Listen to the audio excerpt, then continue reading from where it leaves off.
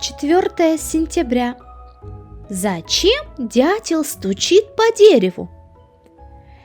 Им ответил сам Иисус: не здоровым нужен врач, а больным.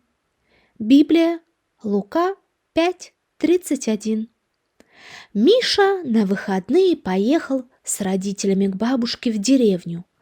В старом бабушкином саду поселился дятел. Он целыми днями стучал по деревьям. Миша внимательно наблюдал за птицей.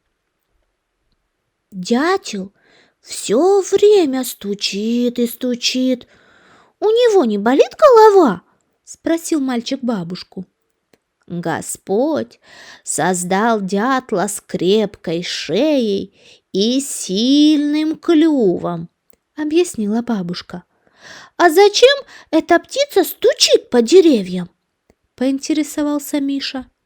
«Дятел — доктор моего сада», — ответила бабушка.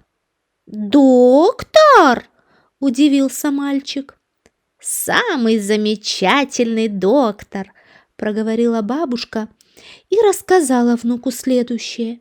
«Дятел выбирает больные деревья, в коре которых поселились вредные жучки или червячки.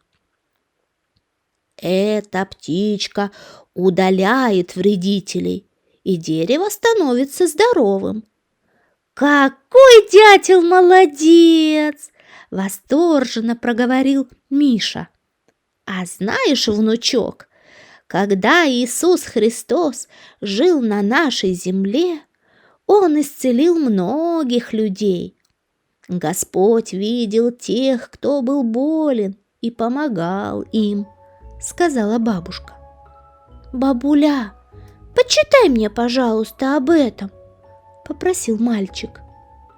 Важно! Господь наш Бог и Целитель. Он сотворил много чудес. Доверяй Богу.